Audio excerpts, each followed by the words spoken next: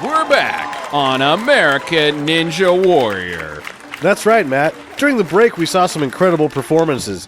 John Jones was the first warrior to make it to the salmon ladder, but there he found some troubles when the bar hit him in the face, sending him into a permanent coma. Then we saw Dave Davids come in hot to the chain seesaw, but slowed down significantly when both his legs were severed. It's been quite a night. Let's now talk with Christine, who's managed to catch a couple words with Dave Davids on the way to the hospital. Dave, you've trained for years to make it to this point, and now you have to go home without moving on. What would you like to say to your fans watching at home? Kill me. Wow, Akbar, that guy is really down right now. Let's take a look at our next contestant on American Ninja Warrior. Hi, I'm Joe Armstrong. I was just your everyday drifter, and I was given a choice by a judge to either join the military or go to prison. So I found myself on an army base in the Philippines. I found that I had pretty radical ninja powers when I had to take on a group of rebels who sent an army of actual ninjas to assassinate me. You can't make this stuff up, right? So since I was already American ninja, I figured I'd try my hand at this pussy shit. Strong words, Akbar. Strong words indeed. Let's see if he can back those up here at the city qualifiers in sexy Des Moines, Iowa. Well, he's made it through the log roll in record time. I've sure rolled a few logs in my time, Matt, but none of them were as big as the ones he just rolled. He's now over the spider jump and making his way to the third obstacle, the up the pole and dart a dictator. Well, he climbed the bamboo pole like he had a rocket up his ass, Matt.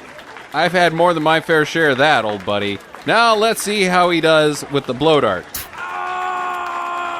Oh, he's done it. He put a poison dart right in the eye of Manuel Noriega. That's incredible, Matt, considering I had no idea old Pineapple Face was still alive. He's 81, pal. Look it up. Now Armstrong is at the shurikens. Here, he's got to throw 5 ninja stars into a ninja dressed in black with a red sash so we know he's bad, who is on a spinning wheel that has fireworks shooting out of it. Then Armstrong has to disappear into a cloud of smoke. Many of our competitors struggle with that disappearing part. It's probably because most aren't actual ninjas. He's done it! Now, for the final obstacle, he must free an old Spanish fort and a group of innocent hostages, including his girlfriend, from the hands of a madman hell-bent on world domination. This is where his ninja skills will truly be tested. That's not the half of it, Akbar. Between him and the end of the course stands an army of pirates. Oh, dang, yo. We all know that the pirate is the natural-born enemy of the ninja. I can't believe it. Armstrong has whipped out a huge guitar and started wailing on it. The pirates are all exploding from it. Now that's what I call real ultimate power. You said it. Let's go back to Christine with our champion. Joe, you've saved all of South America and your super hot girlfriend from stupid pirates. How did you do it? Well, it's simple, really. If you know anything about ninjas, it's these 3 simple facts. 1, ninjas are mammals. 2, ninjas fight all the time. And 3, the purpose of the ninja is to flip out and kill people. Booyah. That guy is cool. And by cool, I mean totally sweet. I want to say thank you to our sponsor, Robert Hamburger. Make sure to visit www.realultimatepower.net and throw that guy a bone. Next up is Stinker Madness.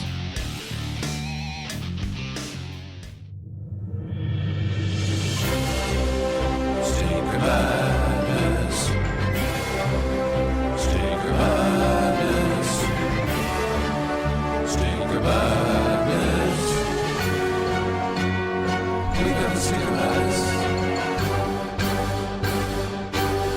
Hello and welcome to Stinker Madness. It's American Ninja time. This... Hi-ya! Yeah, God, we've been waiting for this for a long time, American Ninja. How have we not got to American Ninja before I'm actually now? surprised that we were doing the one. This is our first ninja. Yeah, anything. Yeah, ninja. 2, anything. that our first ninja isn't Ninja 3 the Domination. Yeah. What? Yeah. The Mortal Kombat doesn't count? No, that's nerd. Kind of, no. not really. No. Wait, is Scorpion and They're not ninjas. they're They not got ninjas. fucking neon on. That's Yeah. not sneaky. That's not sneaky at all. It's fucking stupid. I'm your host, Justin. With me, as always, are 2 good people, Sam and Jackie. How are you, Jackson Hole? I'm holy. That's Like Batman? Like, holy Jackie, Batman. Holy, holy roller Jackie. Holy, holy roller jacks. That's good. Yeah, it's not bad. Sam? I'm fine. Good. Straight big do's and don'ts this week, even though a couple weeks ago I said that I don't know, we were going to slow down on this, but man, good week for it. First off, we all saw this one on Netflix, Selma Hayek. That's about it in Everly. Start with Sam, your thoughts. I didn't like it. You was did not whatever. like it. I don't know why I didn't like it. It had all of the elements, boobs, guns. It just explosions. was sort of like, you know what it was? It was like, it felt like Old Boy, and then nothing, maybe anything that feels sort of like Old Boy, I'm like, oh, you got a really high bar. You got a really high bar here. Do you know why it felt like Old Boy? Because that's what I said as well. It kind of seems like Old Boy, but then I can't tell you why it feels like Old Boy. The room. The room. The room is why it felt like Old Boy. He is stuck even in a though room he for a long doesn't time, get stuck but- in. When he gets out of that room is when the movie really takes off. Right. But yeah, I don't know. Other than that, like maybe it was just the pacing. Because angles. I've seen that on the internet now. After watching it too, it's like kind of has this Old Boy feel, but nobody can tell me why it felt like Old Boy. think Jackie, both of did you them- feel like anything like Old Boy? No, All right, well, you're the I only didn't.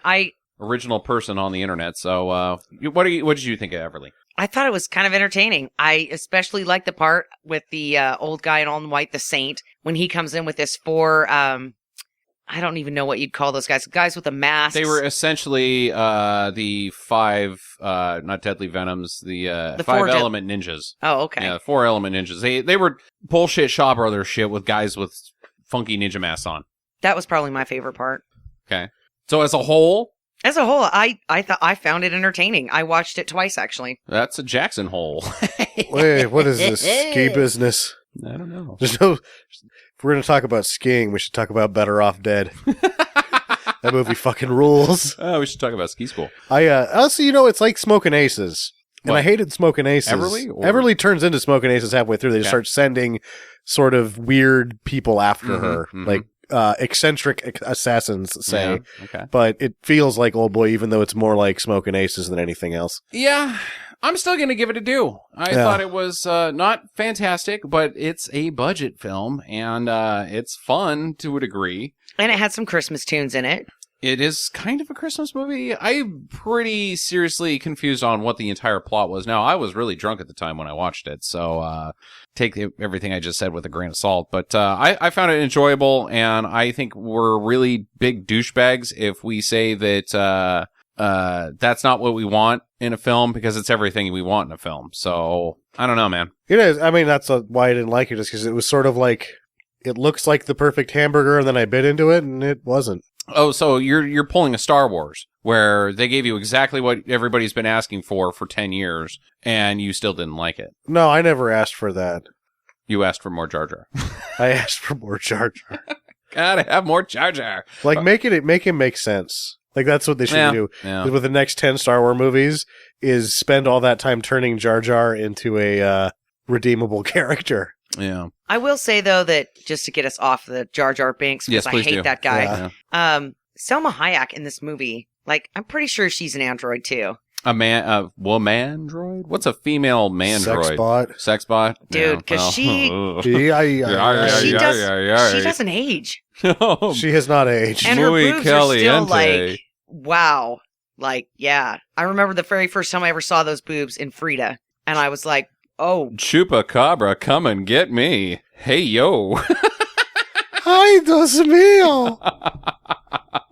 That's a spicy taco. Maybe that's a little too strong. That's a little too overt. That's a that's a bean burrito surprise. hot tamale. Yeah, no, she looks great. Yeah, Yeah, she she looks does. great. Like she's 51. What did I? 53. She's in her 50s, early 50s. So she does not look a day over 30. yeah, She's sexy. She would not go out with me. she No, probably dude. wouldn't. No. The nice thing about Selma Hayek, though, Sam, is you do not need a time machine hit list to put her on, because She's just you still could go there. 20 years old Selma Hayek. You could travel back in time. There's no point. Well, No, actually, that's yeah. the only way I could. I'd have to pull the future man. Here's the my only cell way. phone, and she'd be like, This is 1995. I've got 4 of those. Yeah, no, because she's 50, isn't she? She's 53. That's what I just said. Yeah, so you listen can make to it back to like before the cell phone. the before time. Like there's probably like 3 years there where she's legal and there's not a cell phone. Mm-hmm.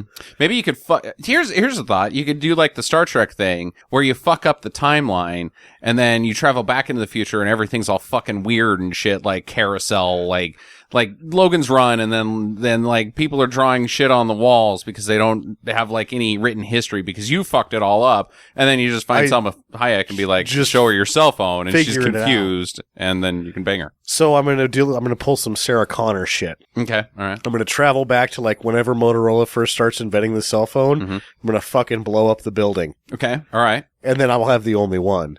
So Skynet. I'm always future man.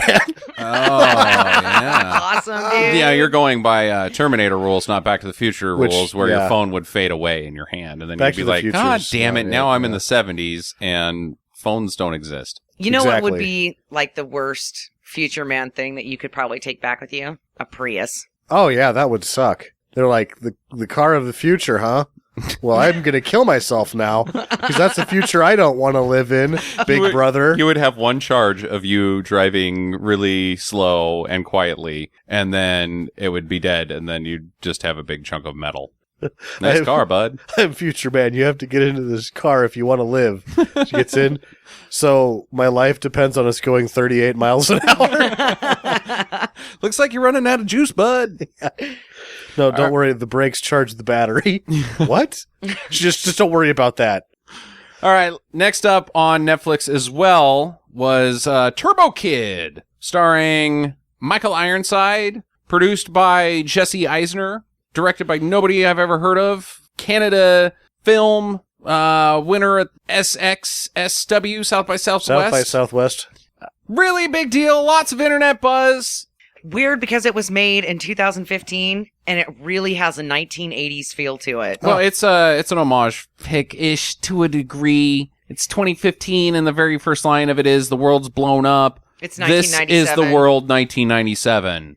So it's an homage to a degree, but they're really like, because Jackie and I were trying to remember what that stupid piece of shit that was on the internet that was 30 minutes long, cost $250,000, was a Kickstarter success, and we watched it and we were like, that was fucking awful. That karate bullshit with Lamborghini. What was that called? I already forgot. Dude, I mean, who fucking cares if you saw it, you know what we're talking about, and you're probably going, God, what the hell was that called? It was shit. People were expecting this to be that, but it wasn't. This was its own universe with its own set of characters, and no, like, shouts out to really anybody other than just hardcore kicking ass. And like, Rainbow Bright. Like, if you want to have a shout out to anything, I don't think you can just be like, well, everybody fucking kicks ass. That's not a shout out. That's just kicking ass. Yeah. Rainbow Bright. Rainbow Bright because she had a blue jumpsuit? That's it? You're coming up with Rainbow Bright there? That wasn't a shout out. She just had a blue jumpsuit. Was her hair pink? Spotty. Rainbows on the kids. Oh, Turbo Kid's outfit. Yeah, Turbo Kid's No, outfit had some no. rainbow stripes on it. No. Every single ski suit that kids had in the 80s had rainbows on it. That's Not not Rainbow everyone. Bright. I had rainbows. That's I don't know. Not Rainbow Bright. She was a girl. How can the military be Rainbow Bright? Let's put the toughest guy with a laser gun in the movie. She also had some Rainbow Bright stuff going on. She had blonde hair, Yeah. and blue eyes. I think you're She stretching had it. the headband on. headbands are sweet. She had the rainbow stuff on her jumpsuit too. I think you're stretching it. I think you're looking for homages where homages do not exist. I think it just was supposed to look like a movie, post-apocalyptic movie, with these props and things in it. Whatever. I liked it. So, as I said, it's a post-apocalyptic movie with lots of kicking ass. 2 kids. Well, one guy. The guy is how old is he? I think he's a teenager. I think he's supposed to be a teenager as well. By himself, finds a gal pal who's a bit of a nutter. That just latches onto him. Yeah. He doesn't even have a choice. She's like, we are friends. Bam. Yep, we're friends. Period. That's it. End of story. I'm going where you're going now. And then they go on an adventure and take on Michael Ironside and his army of ne'er-do-wells Huh. with a laser gun and some Indiana Jones guy. And if Starship Troopers has taught us anything, Michael Ironsides is really fucking tough. Yeah. Yeah. He was a little fat, though, in this movie. Yeah, he's put But on he's some pounds. older. Yeah. And he only had one eye. But Yeah. he might pull some scanners shit and blow your head up. I wouldn't say tough, just evil. He's a bad guy in this film. He's a bad guy, not necessarily tough, just bad. He's Okay. got minions, many minions wearing shoulder pads that have spikes on them and spooky masks and things of that nature. I do like this movie for one particular reason. It's a post-apocalyptic film where there is only bicycles. No Huh. cars. There's no gasoline. That's That's my cool. problem with every single fucking Mad Max movie is, oh yeah, where do you refine the fucking gas, you assholes? They're killing each other for it in the second one. Yeah, you run out. You Yeah. run out of it eventually. And in the first one, it's not like society's fallen. Mad Max is just seriously what it's like in Southern Australia, I think. Yeah, maybe. I'm just saying that my bike would be a hot commodity. It's green. Everybody would Yeah, want but your it. bike only has one gear, so it's 3 gears. Well, Bam. yeah, I think you don't want one that's looking cool. I think because there's a bicycle chase scene in it with the bad guys chasing after Turbo Kid, and I think you want to have a fast bike. You want a bike that can go over some shit, jumps and stuff. That's not my bike. As seen within Turbo Kid. You gotta be able to jump that thing. You gotta hot dog it a little bit. Yeah, that is not my bike. Off-roading. Yep, exactly. I think Turbo Kid's bike was the one, BMX. Yeah, but my Yeah. bike would have been like in a royal parade. Like a beauty queen would have been on my bike being like, yeah, hi, woo, beauty queen on a bicycle. And then Michael Ironside would have waved his hand, and some guy would have like shot a rocket at you and blown you up, and been like, oh, and then he would have gone, "I want that bike," Yeah. and then it would have just been on his wall, and then you'd be dead. Well, you know, it's a shitty world anyway. You have to bike everywhere. Yeah, You have bicycle butt crack by the end of your journey. Huh. And there's no monkey butt cream to keep your crack going. I think Turbo Kid's going on my year in review. I fucking loved it. I did too. I really liked it. I think it was as strong or stronger than Hobo with a Shotgun. I can't praise this film enough. Anybody that doesn't like this film can suck it. Okay. I didn't see it. Strong words. You should. You should, Sam. You're wasting your goddamn time by not watching Turbo Kid. Okay, it was well. great. It was really good. Jackie, you gonna give that a do? Yeah. Oh, definitely. I really enjoyed it. And I don't like post-apocalyptic movies. I don't. But this one, I was actually really entertained with. And it being a post-apocalyptic movie didn't bother me at all. Yeah. Because the character development was really good. And it wasn't the same old shit that I've seen like a million times. The characters are interesting. The universe is interesting. Costumes are good. Oh, yeah. The costumes are budget really film? good. And I like that they're going around there scavenging things that, you know, we would think of as trash, like pink flamingos and shit like that. Mm-hmm. And he's going around and getting this shit, and it's cool. Mm-hmm. And that would be the shit that I would get out of a junkyard. So I'm like, I can relate to that. The lead was great. The girl was great. Ironside was okay. He was not Michael Ironside from Starship Troopers, but he was okay. The girl was definitely the best one. Yeah, she and stole the the show. special effects of the deaths in this movie were awesome. Yeah, very, very gory and over-the-top gore. It was great. Yeah. Great movie. I can't praise Turbo Kid enough. This week, on the Great Superpower Debate... Now, did you take some time to think about this one, or are I you just did. pulling a Jackie? No, I didn't. This one is the power to freeze time. Oh, hold on! Okay. So there's a couple caveats here that I want to shout out. It's a sphere that you can create and freeze time in. Just a sphere of 10 feet in diameter. You can only create them 50 feet away at maximum. And you don't want to do it within 10 feet of yourself because then you end up freezing yourself. So if you are like, and that's 6 feet away, you would freeze time with you in it. That would be a bad call. So wouldn't you just vaporize everything that's in this? Like, because what happens when you unfreeze it? It just goes back to normal time. It's normal time. Relative time, the rest of the universe outside of the sphere you're continues to move. causing like physical stasis inside of a sphere to Mhm. actually freeze time to break it away from time and space that it surrounds would be completely different. Yeah. You would like basically cut that piece of time space out of time space forever. It would now be 10 seconds behind or however long you can Absolutely. freeze it. Yep. That's fucked up, man. Yeah. Because you would always, like, if you hated somebody, you could make them the guy who gets the joke last If you did the wrong thing, you could. every time. What's the duration? Until you say You don't say. It's just you turn you it on and stop? off at your will. Yes, at your will. So if you were to freeze yourself, that's forever.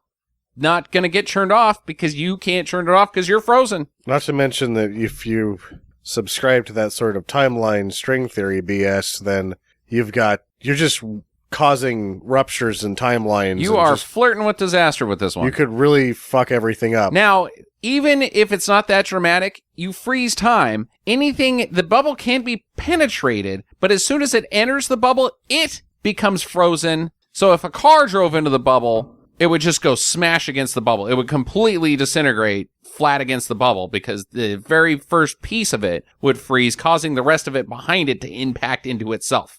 Wow, you've really thought this through. It's Yeah, not I don't like just you could show up. unfreeze it, though. You can. You have But- superpowers, Sam. Yeah, that's the thing, is that like you'd have to fast forward it back. Nope.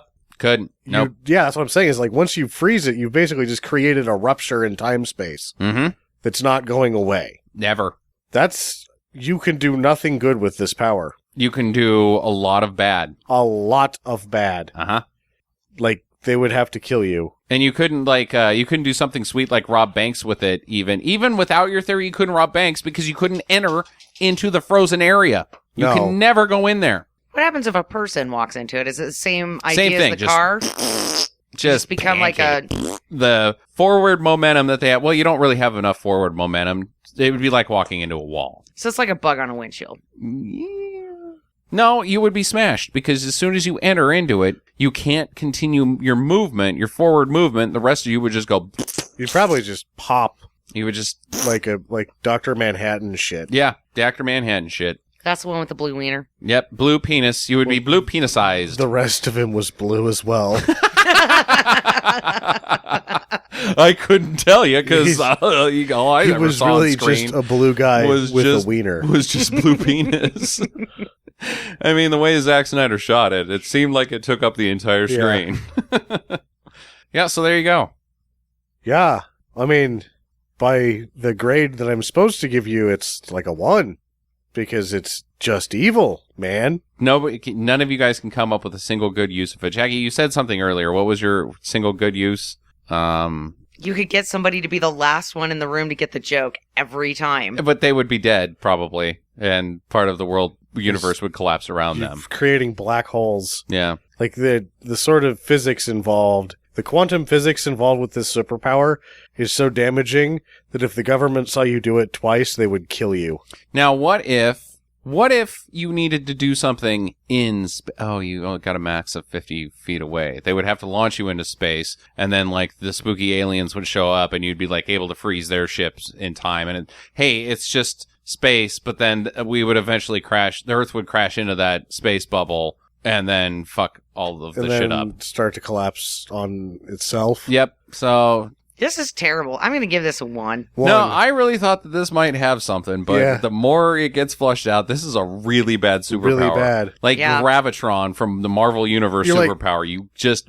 You are a bad guy. Like the Molecule Man. Actually, you know who it's like is like Legion from the X-Men. Professor Xavier's son that was so powerful that there was just no way to contain it. Like, it was only destructive. Even though it's not all powerful, there are serious limitations to this power. This thing is still too much. It's just so destructive. The power itself isn't, the aftermath of it is, and Mhm. so you can't do anything.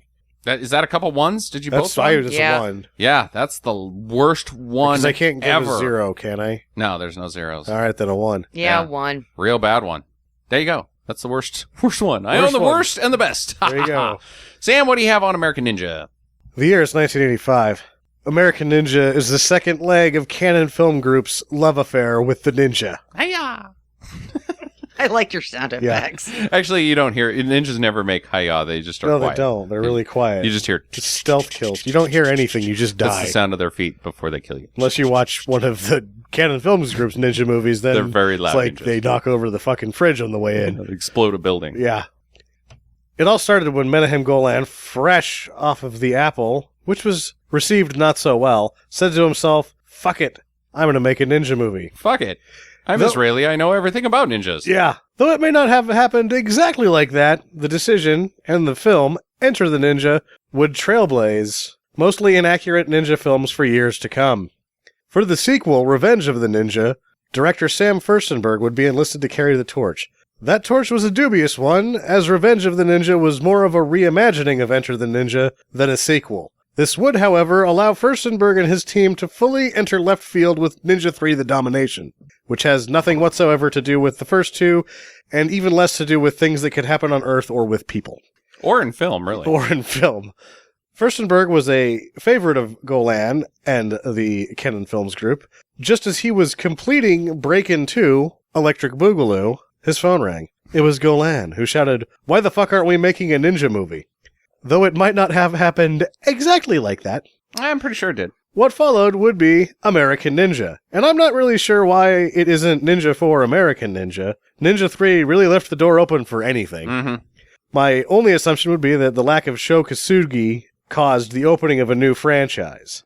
For those keeping score, between the Ninja and American Ninja franchises, Cannon released ninja movies in 1981, 83, 84, 85, 86, 87, 89, 90, and 93. What happened to 88? Yeah, man. Yeah, they that skipped a couple years. That year got fucked. Yeah, that's when he was having Oh. a baby. The ninja or... Yeah, Ninja Baby. That's when he was having a baby. Who? Him. The I don't want to ninja. talk about him. Yeah, his sneaky ninja guy. Yeah. Dun, dun, dun. He wasn't available for filming that year. American Ninja 5 would be the second to last film that Cannon Films Group ever released, the last being Chain of Command, and the last theatrical release was, of course, Hellbound with Chuck Norris. Yeah. Which I believe is Chuck Norris's last theatrical release as well. Probably. Is there any singing in this movie? There's not. Damn. Furstenberg would also direct American Samurai in 1992, which would put him at 5 similarly themed films when adding the 2 Last Ninjas and the first 2 American Ninjas. Also released in 1992, Lethal Ninja was titled in the U.S. American Ninja 5, The Nostradamus Syndrome. Ooh. This would explain why the real 5th installment was stylized American Ninja V. David Bradley would be American Ninja and American Ninja 5, and he was also the American Samurai. Wow. Yeah, there's a lot of fucking connections with Yeah. this ninja bullshit. Just repackage it and put that guy back in. Yeah, He likes hamburgers and french fries and kicking some ninja butt. kicking some ninja butt. So Michael Dudikoff started out as a runway model. He would step it up and have successful print campaigns with both Calvin Klein and GQ. He would then turn to acting. Poorly. To our much needed Yeah. benefit or something. The thing that surprises me about his career when I looked at the filmography is how many TV shows he was in. I didn't remember any of them, but I will have to look into one. Cobra, where Dudikoff plays an ex-Navy SEAL who has to bust everybody's ass and drives around in an AC Cobra. It was produced by one Stephen J. Cannell, so it's probably hot shit. There's 22 episodes of it. Oh, dude, we totally got to check And that it out. starts with a made-for-TV movie. So, and then it ends with a made-for-TV movie as well. Cool. Yeah. I'm in. I like Dudikoff. During the filming of this film, he would contract malaria. Yep, Dudikoff had the malaria, and during an interview he said that you can tell because of how sweaty he gets during all of the fight scenes, and they couldn't do anything about it because he was dying of malaria. And he's just shaky. Yeah, well, it's sweaty, at least. Steve James died tragically of pancreatic cancer in 1993. He left us too soon. We needed him to kick so much more ass. The majority of films he was in are worth checking out because they require a stuntman who could act or an actor who would jump off a rope without a shirt on. Steve James type shit. They also require Michael Dudikoff. Yeah, well, he's in Delta Force. That's true. He's in a lot of fucking awesome movies. Yeah. Not a lot enough. of them star Michael Dudikoff. More of them, well, there's 5 American Ninjas, and he's in 3 of them. Hmm. Dudikoff's only in 3 of them, though. And too. Avenging Force. They're both in Avenging Force, yeah. Sequel to Invasion USA. Why don't you ever see a fat ninja?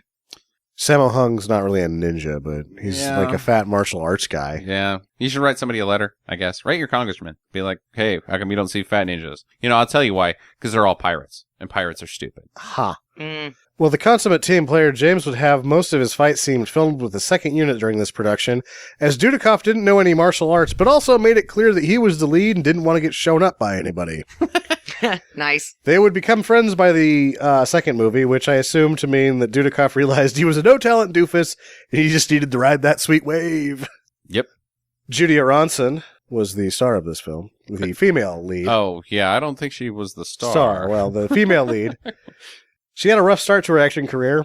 Her first film was Friday the 13th, the final chapter when Joe Vito tried to kill her with hypothermia in the lake. Oh, yeah, That's in the her lake. first Yep. movie. Yep, She's yep. the one we're always talking about. Well, she's not on the Time Machine hit list. She's kind of like, sort of, like, she's aged like, not like wine, because she's hot now. Like, Oh. I would have sex with her now. I would not travel back into, like, if her before, not so much. She's She's sort of an olive oil type. She's aged like cask wine, not so much like wine left in a cup overnight. Or the stuff that you get at Those are Albertsons. called barflies. Yes. Huh. And the lights come on at 2 a.m. You got to make it out the door before then. Or So- not. Or don't. What happens if you don't? Yeah, And wait. you really see what they look like. You're like, oh! All right, I'll catch up with you guys. Or just spend the night there. Well, she finally got into Canon movies, and though her career has stayed active, her most recent appearance was in Kiss Kiss Bang Bang. That's 10 years ago. Yep. Keep an eye out. Well, it's like 10 years apart sometimes, but she just like keeps showing up, and then you get like a picture of her, like, wow, you just keep getting better looking. Keep an eye out for Steve James' striptease routine. Great. Yeah. You remember like the end fight scene? Yeah. Like, oh, yes. Man, And also keep an eye out for the stuntman who loses his face. Mm-hmm. Well, the movie is on YouTube right now. Really? The Paramount Vault. All 5 of them are. Oh. So Wow, if you go to cool. the Paramount Vault, it's a YouTube channel. Just Google it. It'll come up. American Ninja 1 through 5 are there. We will be watching American Ninja and then talking about it with very special guest Joe Foljam from the Caustic Soda podcast. So make sure you come back from that. Join us with our very good friends from the North. And also watch out for the Smafas. If you haven't already listened to the Smafas, check it out on our website at stinkermadness.com and let us know your thoughts on the winners. In the meantime, get back to the chopper. Or get to the chopper. Get to the chopper? With the sword. What is our tagline? get to the chopper. Thank you for listening to Stinker Madness. If this is your first time, we hope you enjoyed it and we'll come back to listen more. But now, we'd like to ask all of our listeners for a small favor. We aren't ranking as high as we'd like, and we need your help. Would you please take just a couple of minutes to rate and review us on your preferred listening platform, be it iTunes, Stitcher, or wherever else you can. It takes many hours each week to bring you this show, and just a couple seconds of your time is a huge help for us. And for those of you that have already done this, we say thank you. It's been quite a night. Let's talk now to Christine, who's managed to Capicola. Somebody in their ass. Coca-Cola, Chupacabra. Poe Dameron's a stupid name.